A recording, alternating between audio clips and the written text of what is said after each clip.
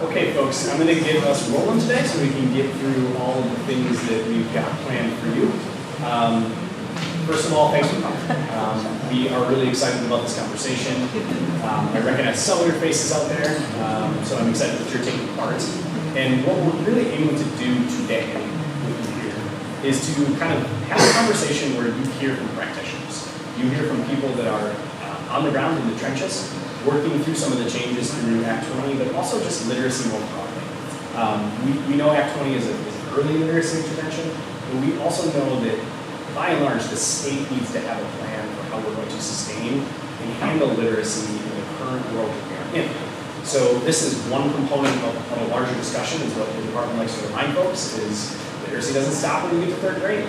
And when we change systems like this, we really need to have our eyes on the entire continuum. So we brought some folks together that we think are a great representation of that entire continuum and what the work looks like.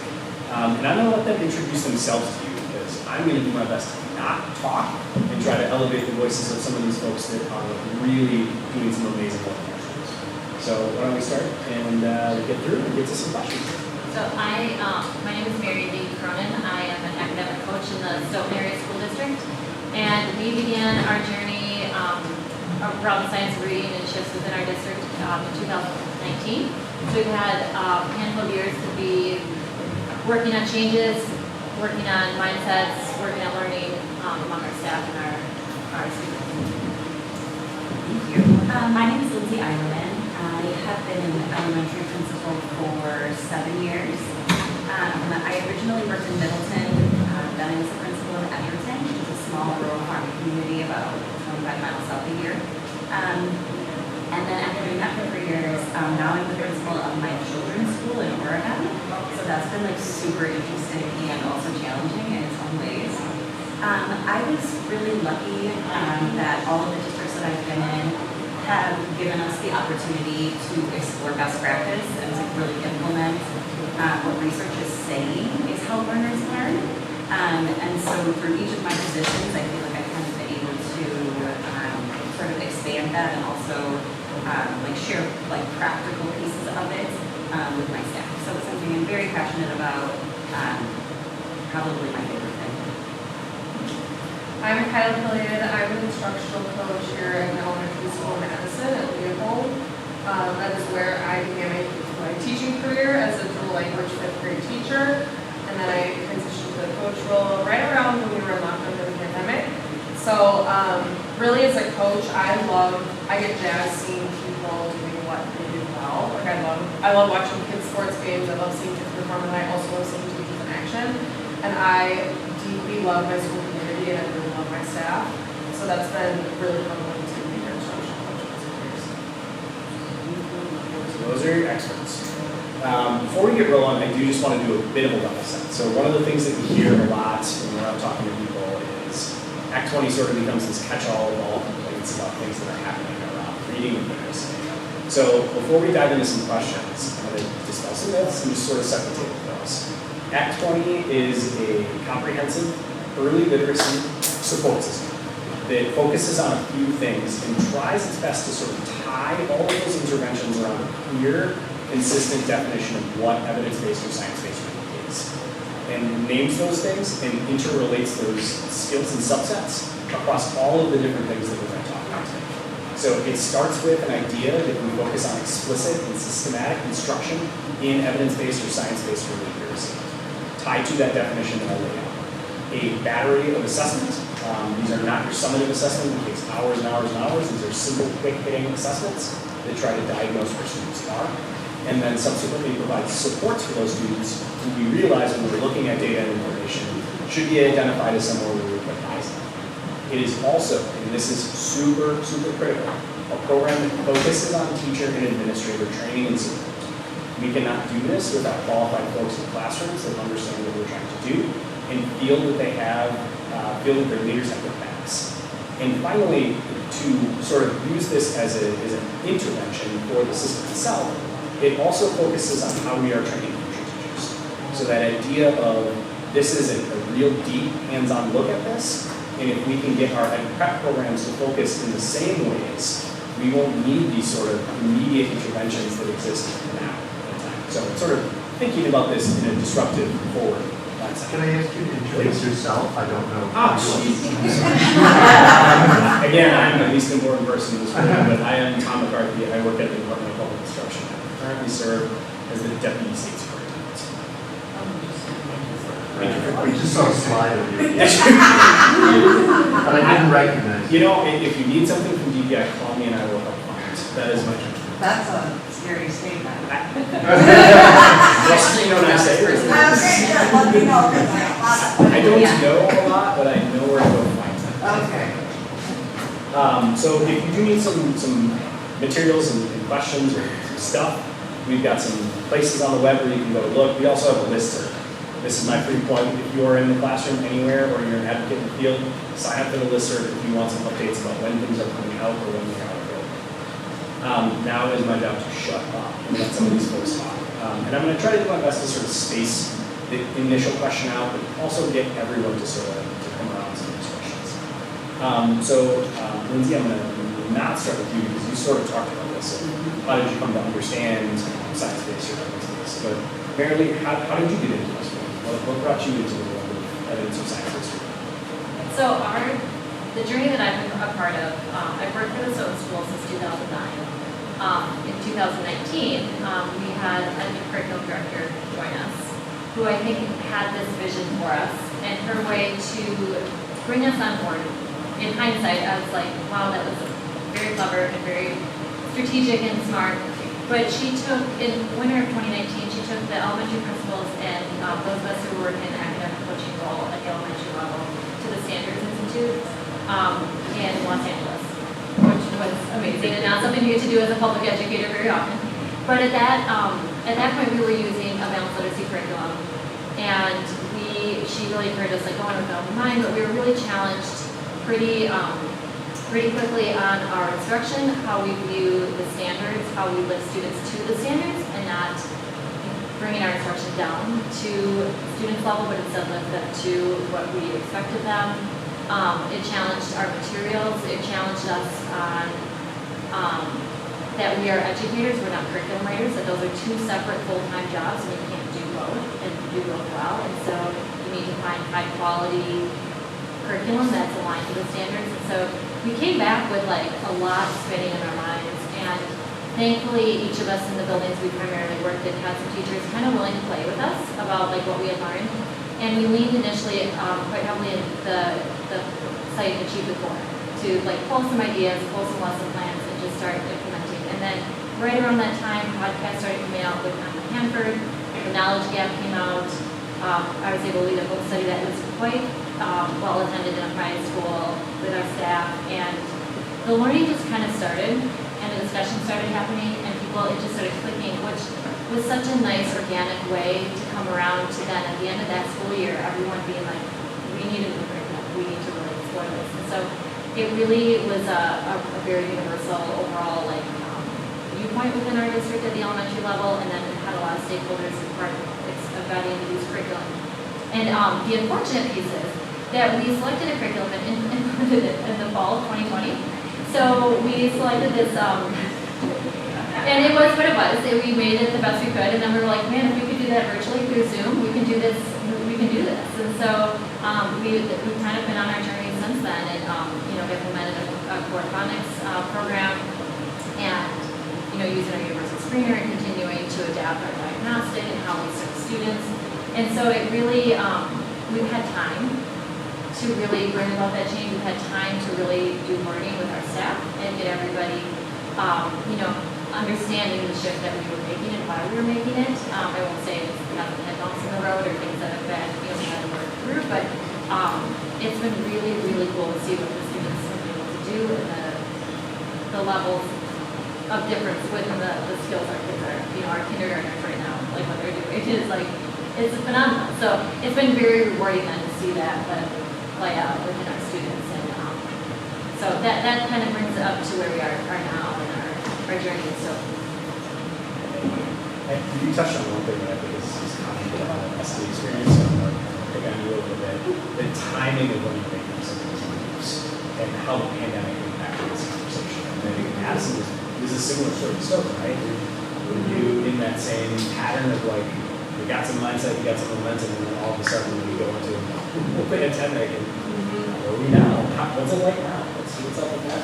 So I was fortunate to like really start to get wind of the conversations that the District Madison was having along with UW, with the Early Literacy Task Force, which was like literally right around before the pandemic. I was invited, I was really lucky to be part of the curriculum evaluation committee for our K-5 literacy like adoption. And so as a result, like that actually brought me a little bit more of an understanding on like what practices we actually want to see in action. We don't just say the theory, we say we're going to do this, we don't just stamp something on a curriculum box and say this is what happens in the box.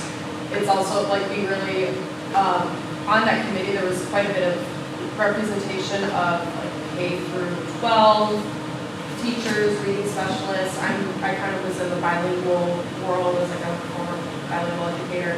And so that was actually a way for me to like truly understand, like you said, like what goes involved, what goes into curriculum writing, because I had no idea.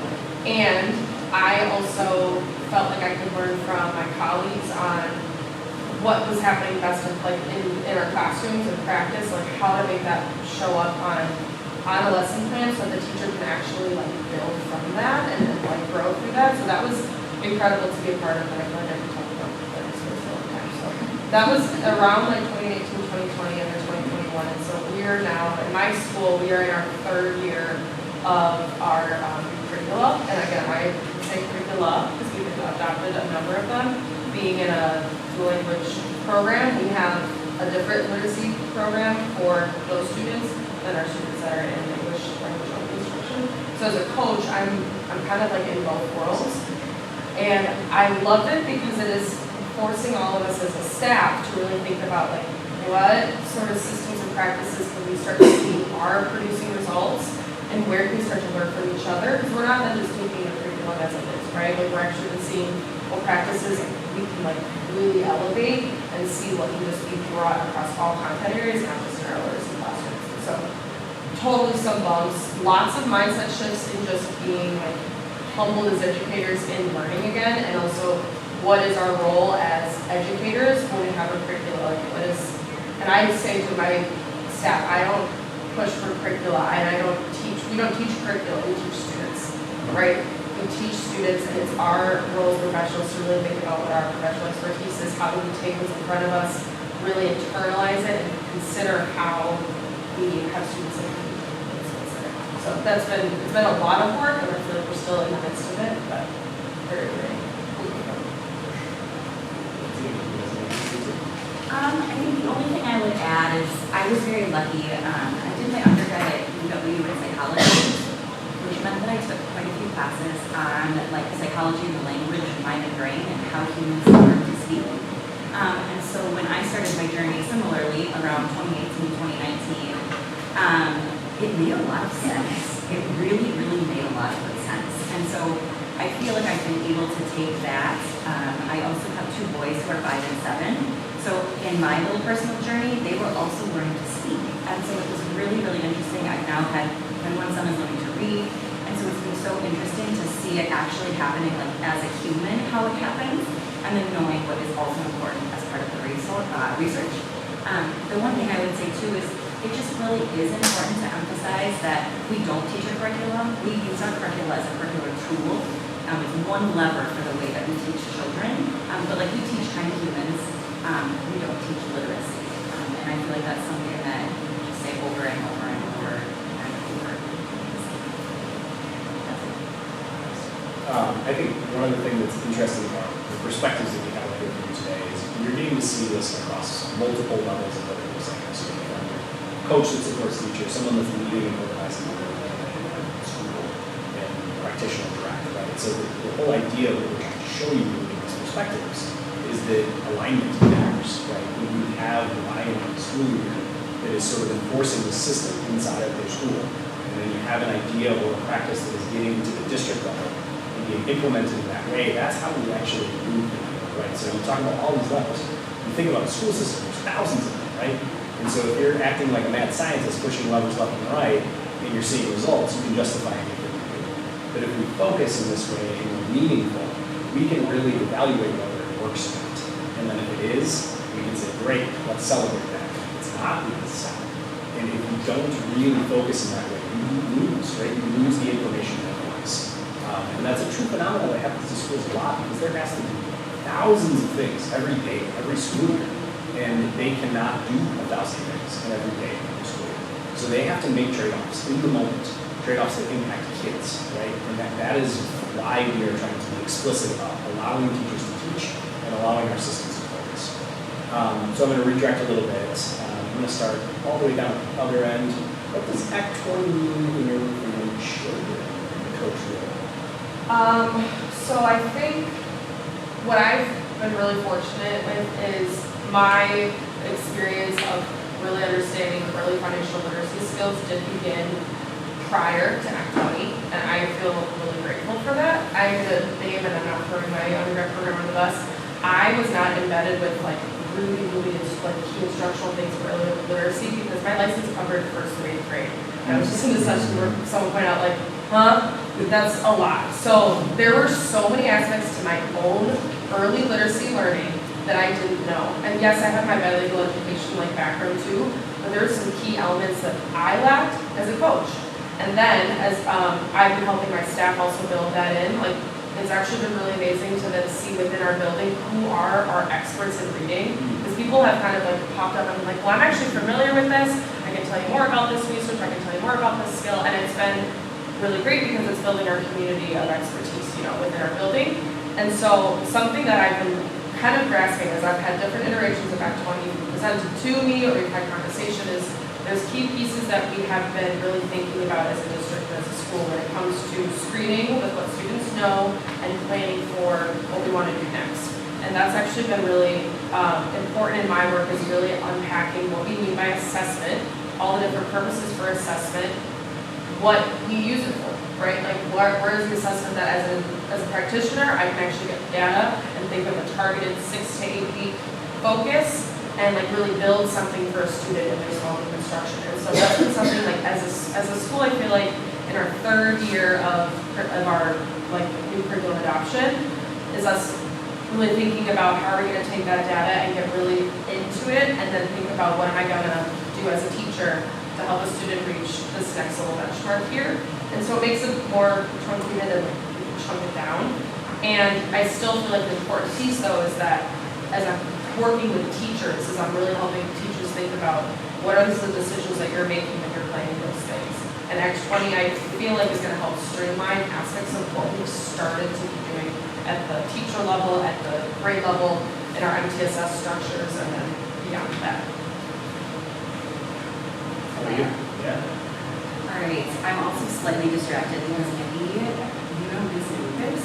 I'm getting a picture of you on my watch from someone. Are you speaking? And I was like, that's my I was like, my own picture. I took a picture of you and I'm like, It's fine. I'm sweating All the family. Yeah, all connected.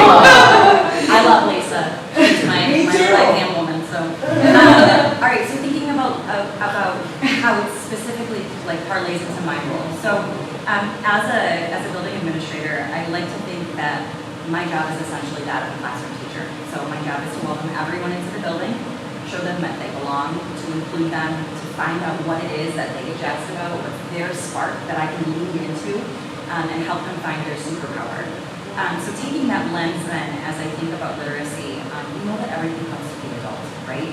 And so if the adult is the conduit for teaching this, my lens for it is what is both the instruction and like strategy that I'm giving my staff, but then what is also the support.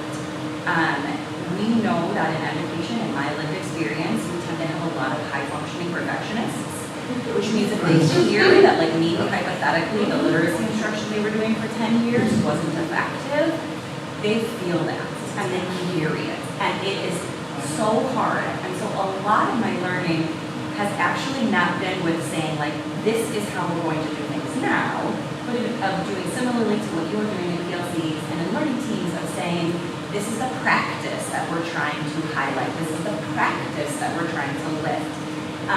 This is the practice that has been able to show a high effect size. And lots of other things work too, but we can't do everything. So we're going to do just a few things really, really well. And I also think that that's important for staff to hear because, again, we are driving educators from the profession unintentionally. And so I think as much as we are able to say, like, what is it that you need in order to implement Act 20, or what is it that you need to bring foundational literacy to your kiddos, that's what we should be listening to. So my lens from it is more about teaching teachers and also like building their capacity and resilience, and also comfort for making mistakes and comfort for not feeling like you are your test scores. I'm going to let you go, but I'm also going to warn you that one of the things that you directly express a little bit is the concept of cultural relevance. So I might come back around to what you're thinking about that. Did you want to? Yeah. I just have a question about Act 20. Am I right that when Act 20 was enacted, the retention part that was implemented in Mississippi was taken out of that bill? Okay, that's important because that didn't really work very well for all those kids that were being retained in Mississippi. Honestly, it was a very hard legislative fight. Looking over, I got a couple of colleagues that sort of joined in that or here, so I want to call out specifically Representative Pong and Representative Andraka, who are education committee members. And we worked really hard on this particular issue to bring awareness of the fact, and Representative Andraka specifically is somebody who was a functional teacher, right? So you had the perspective of an educator sitting on the committee saying, our system is not ready for this. And retention, you look at the list of tools that exist to do something for kids, retention is the deepest end of the continuum. Like you're stopping a kid from progressing through. And when you do something like that, the system needs to be prepared to support it. And if we were going to flip the switch and retain thousands and thousands of kids, our contention is the system did not have resources or wherewithal to be able to support those kids. So you're throwing them into a very dangerous situation. And your statistics would look very good because they except for that not one, in those grades, except for that one Yeah. statistic, the statistics would look great up your scores because all those kids would be down in a lower grade, and then everybody else would look pretty good. Sure. Which is what happened in Mississippi. Well, in the Mississippi did it picture is very interesting. They have very good success when you look at it for grade 4 and 8, right? So you pull in grade 4 and 8, look at it across all the demographics, look at it over time. Something is working, right? You look at it at grade 8, not such a great picture, right? So that there is something to this idea that you have a complete literacy plan for your state, and you hold it through the continuum of learning, which we know does not stop at 3rd grade. We say that a bunch today. You can drive results that are sustainable into the future. And if you don't take that into the picture and you just let people off that, we're done with early literacy, that means we won, right? The mission accomplished banner. Kids don't learn until 12th grade. You've got a constitution that says 4 to 20. So, yeah, go ahead. Yeah, so I'm coming into this completely blind. Can you give me like a 30-second overview of what Act 20 says? I don't even know what we're talking about here. Sure. I'm going to flip back to this panel. So, Apologize, I'm just. yeah, it's okay. So, really Those sense. are what, okay. Precise. And this is us trying to boil down statutory language into this. And then underneath this, you have sort of a system, not sort of, you have a system of incentives for school districts to take the reins and do this. So there are some things that are required to do, like the assessments, the iterative assessments and interventions. And then there are things that incentivize that. You have training. One of the big conversations we're having right now is like, how do we robustly fund the assessment training, the diagnostic training, the diagnostic systems in assessment to make sure that districts have what they need to do it, right? So this is plain language. Did any of you want to? Yeah. Please. What is your background? So I'm here on behalf of Representative Jacobson. I'm her legislative aide, but I also was a curriculum editor for like 20 years, and I worked for Roland Reading Foundation, and so I'm trying to figure out what they mean by science-based, and like I know bits and pieces of it, but I'm trying to wrap my head around what this means for you guys. So essentially what I would say, and I would appreciate if I misspeak if anyone would really correct me, or add on. Human brains are made to learn to speak, right? And we know that because we have years and years and years of research that shows us that humans, regardless of their language, naturally acquire language. The human brain isn't wired to learn to read. So before a child can learn to read, they first need to learn things about morphemes, graphemes, and phonemes, right? What they sound like. And so first you have to be able to say, well, letters make sounds and words make sounds, and then they have meaning. And mapping those sounds to then those word parts, to then those words, and then to the meaning, and then to the appropriate linguistic way to use them, takes a really, really long time, and it's a book called Scarborough's Road. What we know is that some kids are going to naturally pick up, 20% of kids are just going to naturally pick up reading right away. Everyone else is going to need systematic and explicit teaching of those phonemes, morphemes, and graphemes. So kids are first going to learn the sounds, and then they're going to learn the rules. So that would be like consonant, vowel, consonant, consonant, vowel, consonant, and they're going to learn what a digraph is. There's not a right way to teach that, but there's a recommended way to teach those concepts to kids. When I went through UW-Madison and when I was getting my schooling, I didn't learn a single one of those things about teaching kids to read. I was told, tell them to try the word, and if they couldn't say the word, to look at the picture, to say the first sound, to read the sentence, and then go back. None of that is teaching kids about the letters, the morphemes, the graphemes, the phonemes, the sounds. So essentially, in my humble opinion, what Act 10 or Act 20 did, excuse me, very different. New conversation. I know. How long do you all have? Was to basically say, like, we know that if we use an appropriate screening tool, we can catch the kids who need more, and then we can divert funds in our system to actually support that. And that as a foundational literacy teacher, you don't get to pick how you teach kids to learn to read. One of my favorite sayings is that like literacy is justice. Like literacy is equity. That is the work. And there are better ways to teach reading than what we were giving children. And so now it is our job to use the legislation as we have been given to ensure that every single child can read before they do us. So you said there's a recommended way to teach the phonetics or the phonology, but recommended by who or what organization? So I can only speak for the Oregon School District, and the Oregon School District, the curricular tool that we use is EL education, but the specific training that we gave our staff was LETTERS, which stands for Language Essentials for Teachers of Reading. And LETTERS, if I'm not mistaken, uses Seidenstricker, uses, who's the guy from UW who does all this work? Seidenberg uses his core phonemic awareness progression. Is that right? I think you just need to know that a lot of us were just in a session Yes.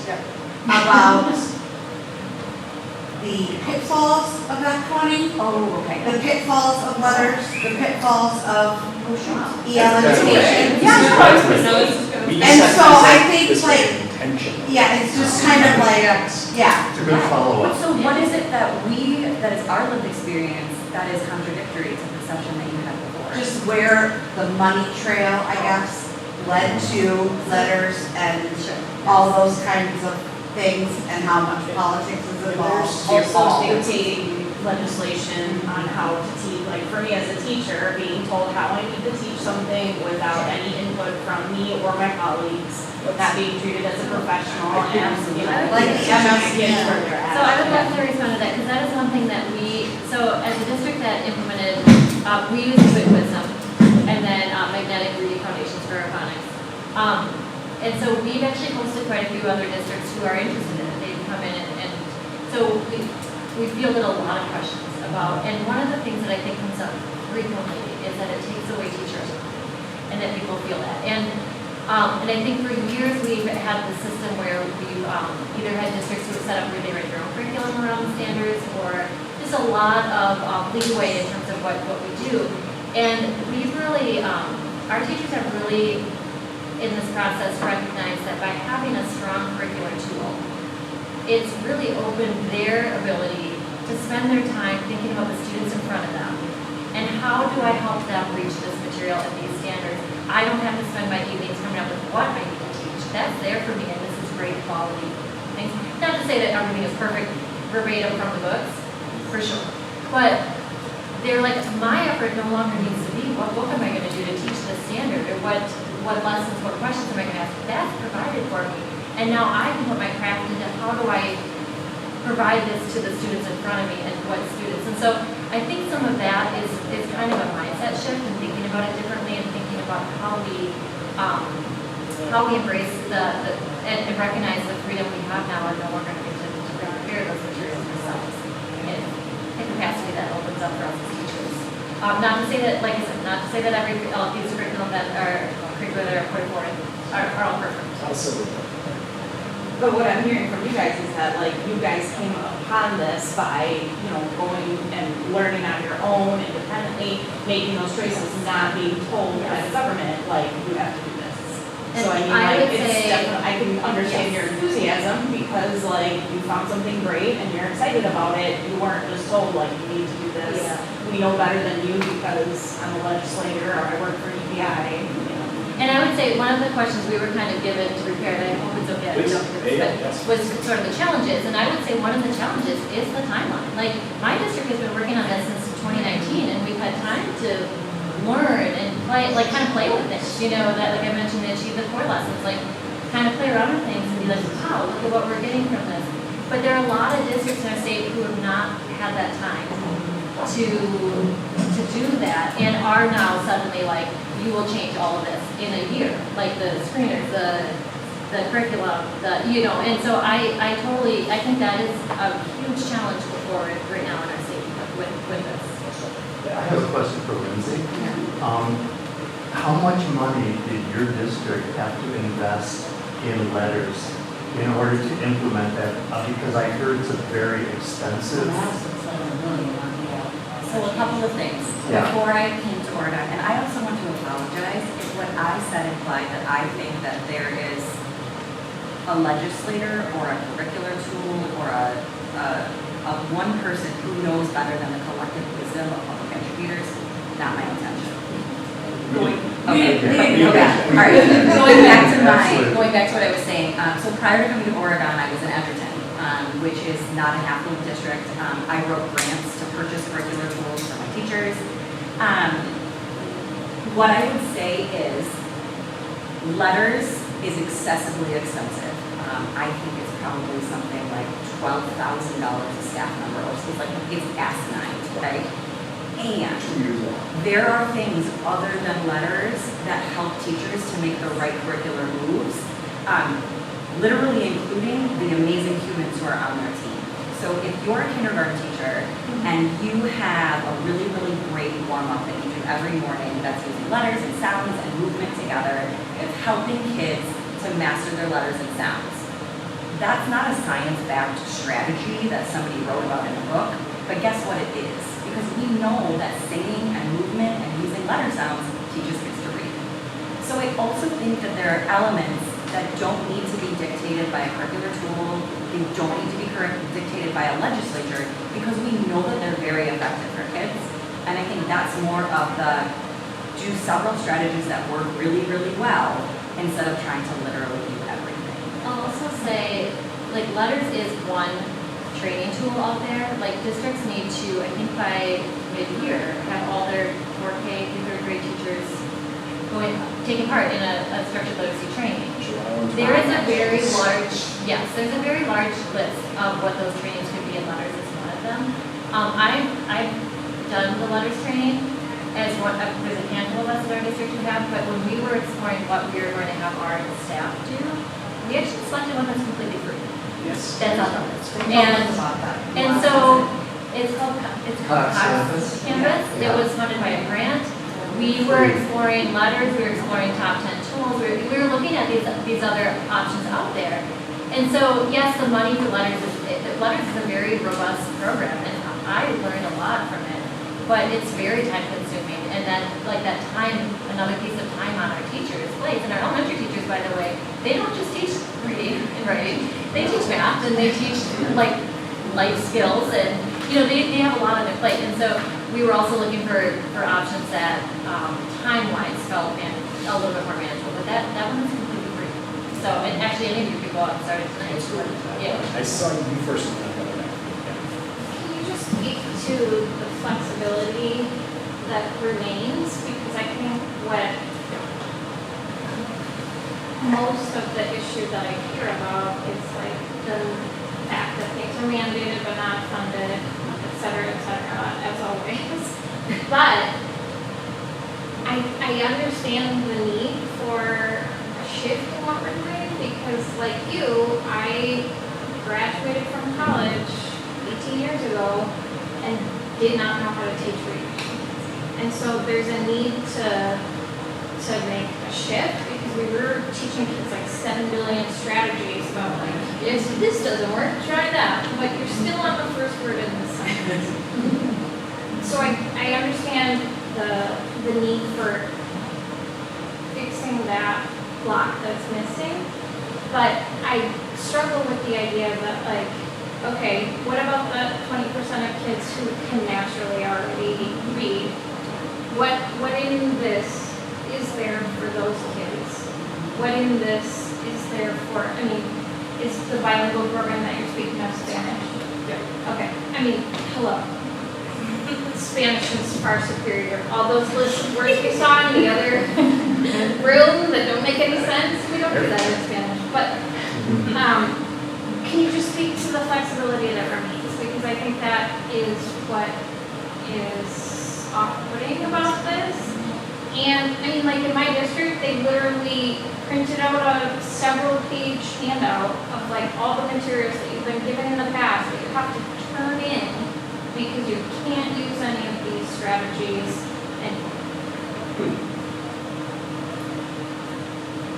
There's a lot of flexibility, so I'm gonna like, Sorry. if you all want to jump in, I'd be I'm trying to interested. think of like where to start because, so let me first say from my own personal experience, and I was in a dual language program, did have like, I think that like what you were saying, taking a step back and me not having a scope, a sequence for both my English instruction and Spanish instruction, like there was, we had curriculum that didn't speak to each other. So my job was developing all fluent, right? And that was so burdensome, that was so much work. Partly why I became a coach is because I wanted to support teachers to be efficient planners, to think really critically about like who they're teaching everything, right? So that's a little bit of my perspective. And then from all the changes that we've made, I think the key piece is again that cycle of instruction that I was speaking to, like where you have a diagnostic that's really brief, like hence a snapshot of what can this child do with these words. And then there's a next progression of, okay, now let's add digraphs into these words. And it's giving a roadmap for the teachers to follow.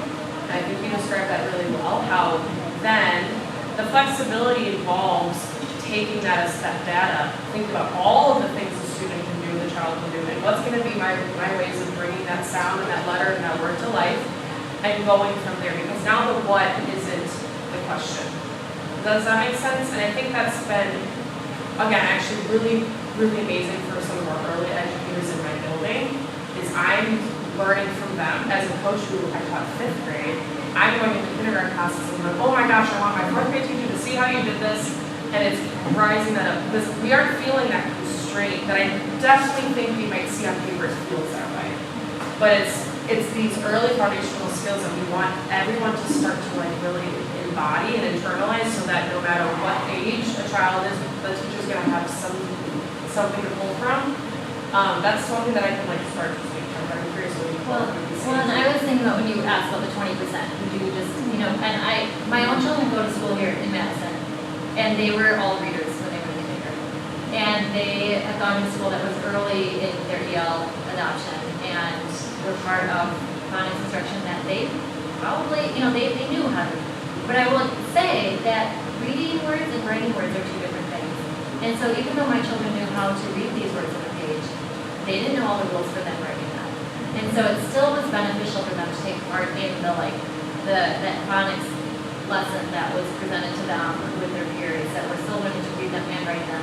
My own children were then internalizing the rules for them and writing. And so I think, and also I would say that, that kids kind of just enjoy being part of it. Like, my kids never would come home and be like, oh, I had to learn about, how to read cat, and I already knew how to read cat. But they, then they were given opportunities, to read what they wanted to read. But I don't know that phonics instruction was in any way harmful for them, and I think there were still needs to be made for them and for the whole students. The only thing I think I would add is just if you ask specifically to like what parts are like negotiable or not, I think you have to look at your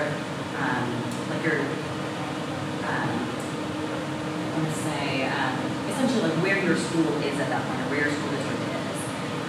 Because I think, most of us are already doing a lot of these things, right? We're already giving screening assessments. We're already giving diagnostic assessments.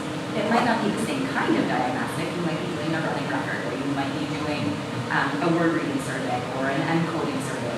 But teachers are already doing this really good work. And so I think some of it is saying, we're not saying, in education we're really good at throwing the baby out with the bathwater. And I think that the answer is always and both. And so it isn't saying Lucy Hawkins was detrimental to children and me learning at Teachers College was a waste of time. It's saying we didn't know and now we know better and we do better. And if we know that concrete phonics instruction is what is best for all, then let's find a way to hold everyone accountable to doing that and then give the grace and space where we can.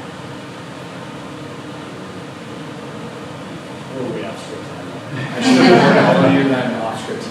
Go ahead. My question is for you, Kyla. I was wondering, I also work in a context with mostly bilingual teachers, teaching multilinguals, and I would just love to hear kind of what your experience has been or what teachers' insights have been, like participating in Letters, which is a monolingual English-only intensive training, like what were the reactions? What ways did they find to modify and apply? Like, in what ways were they creative so that it did apply? And I guess more broadly with Act 20, that is also a monolingual law. Yeah, like what have you learned along the way? Or what are you talking about? Yeah, so if we know, Spanish being so phonetic, there's pieces of it that we like, it is so systematic that you have vowels and you add consonants before it.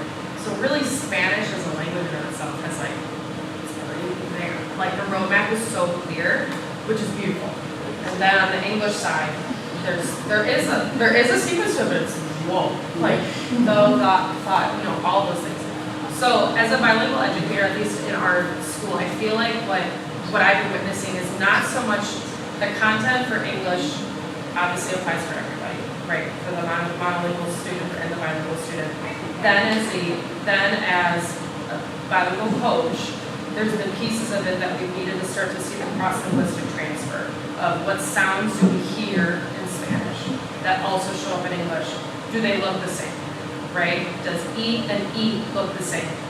No, right? Like that vowel sounds different, it looks different. So we have to be so explicit about that in the bilingual spaces, which me being like a meta language person, I actually love that, but it's a different way of thinking about language, right? That's a whole domain of, we need to like really lift up that code for our bilingual students, our emerging bilinguals, and then our monolingual students too. So that's been something that we've been exploring. Like I feel like we're doing that in real time, thinking about what is the diagnostic that we would use for Spanish instruction next to our English one.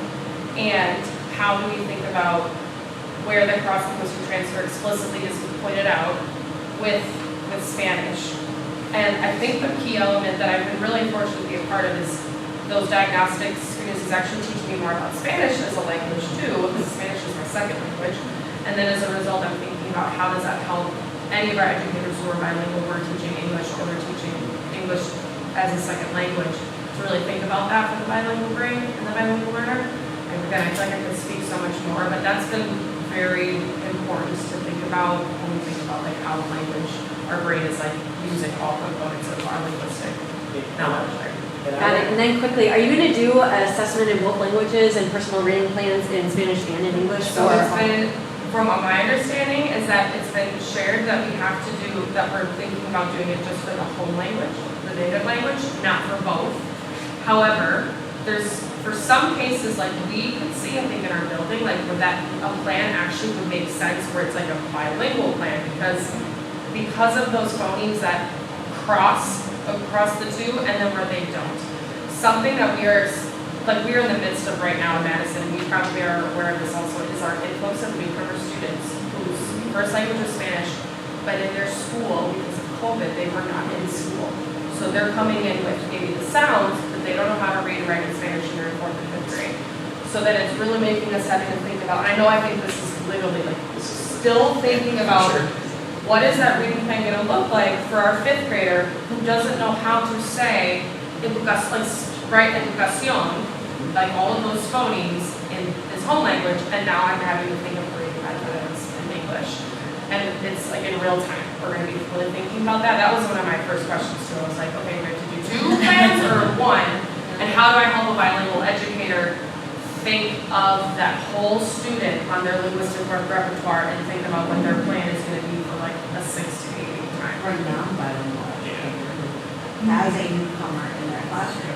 Yes, and who doesn't have a bilingual program there? And it's also easy to think about Spanish when we live in a state where there are What about the long?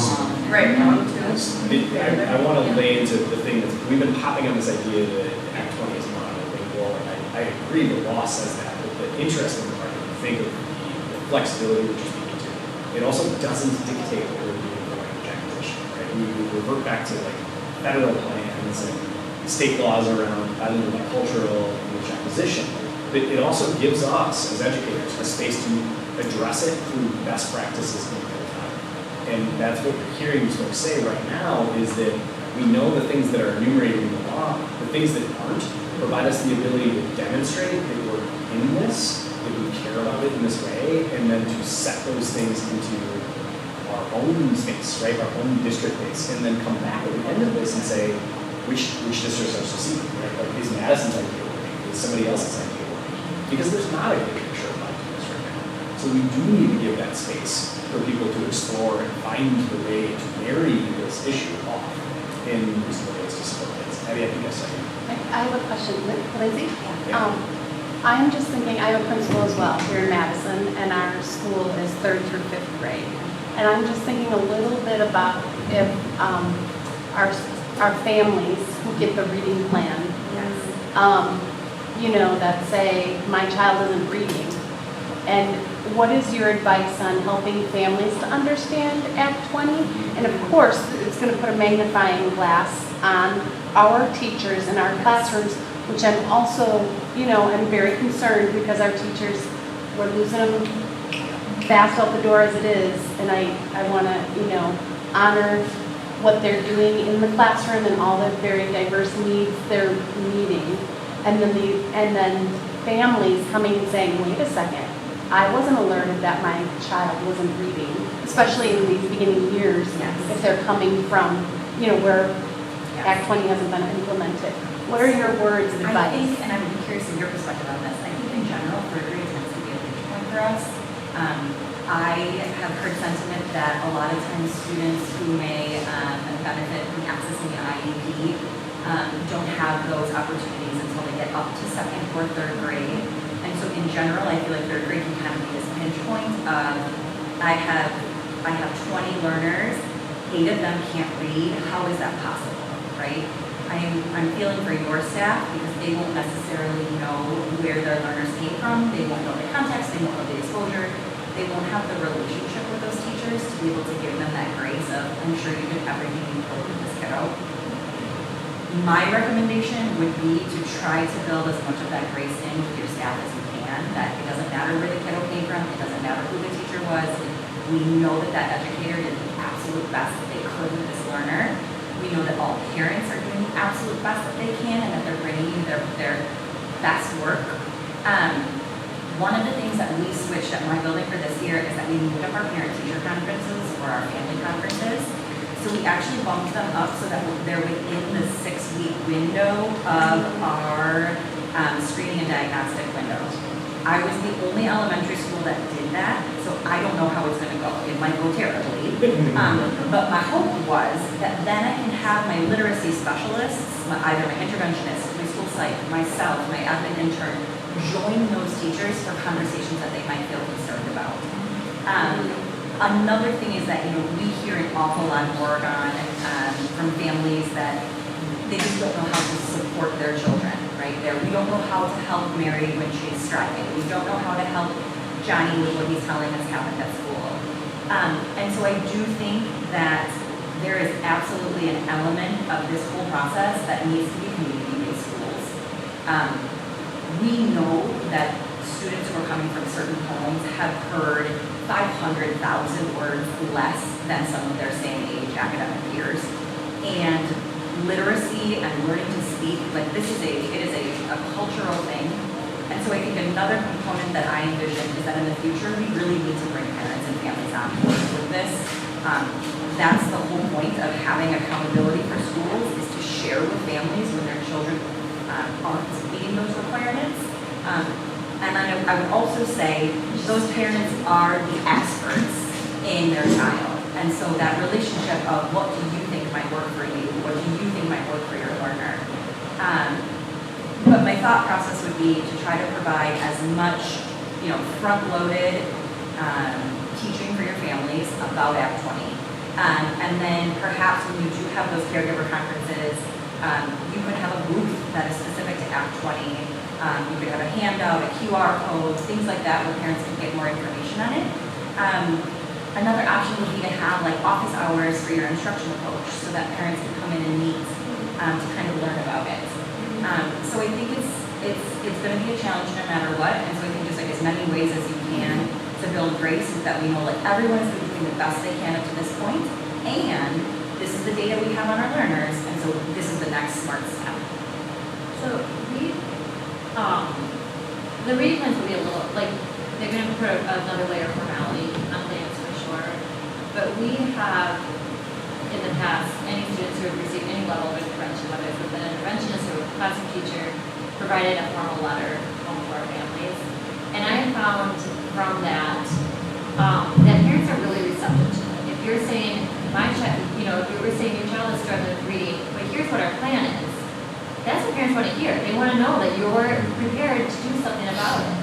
And so we haven't had a layer of freak out from parents typically. And a lot of times parents are aware that this is a challenge for their child. So, they're thankful that you're also seeing it, you're doing something about it. And so I have found, I coach our teachers when it's not a conference that a family's coming to me in the past, in the role that I've been in the past, when I coach teachers and how to talk to parents. You're a team, and let's be constructive about it. Let's acknowledge, don't hide it. Nobody, if it's your own child, you wouldn't want the teacher not being open with you about where their skills are. But make sure we have a plan. What are we going to do for them? And I think that is really the ticket for. I do think, Abby, your situation is tricky with third grade. You've got 1 year of kids that fall in this, and you don't have that same necessarily oversight or involvement with. So that is a tricky piece to that for your situation. I think it's really hard to when you say, I'm sorry, your child's in 4th grade and they don't know the alphabet yet, but we don't have an interventionist because they're taking only 2 from each classroom. That's the part where it's And that's where, yes, I think schools have to be really creative. We've had to really be creative with our timing and our schedule of having teachers open for interventions, so that kids who need interventions are getting it in some way or another, whether it's an interventionist or that classroom teacher. But then also having the tools and knowing what to do. And that's all that part of this is that building that capacity. And for schools that are right now having all of this put on them right now, that's a lot. That is challenging. And as a new team, I'm a veteran teacher with a special ed background, reading specialist background. I can do it in my classroom, but those new teachers that come in and they're told that, I have no idea, I know why retention was so bad. And there's a lot of turnover because teachers are leaving. Or just moving schools. It's hard. And I do think that goes to the piece that, when I started this, I told you, that this is sort of we're at a tipping point with the amount of things that we dictate my schools do. And I think this law, if you can think about it as hopefully a turning point with the legislature to say, we're willing to invest in these things if you can show us that you're willing to focus. Hopefully what ends up happening in the longer continuum is we start backing off all these mandating, right, what you're saying. Now I need to mandate everything that you need in the school system. So, I mean, this hopefully is an evolution that takes us back to the idea that the state is predicated on local control, and it's predicated on the idea that we elect school boards. And those school boards have a very, very big responsibility to carry out their duties. And at the same time, we can focus on a few things. As a state, if we can focus on a handful of things that we choose, that we drive, we'll be more successful. If we try to do 1,000 things across 421 school districts at 2,000 plus schools, we're in deep shit. Deep shit. That is not sustainable. That's not sustainable. We are up at the end of time. I want to thank our panelists. This has been awesome. You all, your expertise. So hopefully you made some connections. If you need to talk with them about anything after, maybe they will stay and share some. Appreciate you all for coming.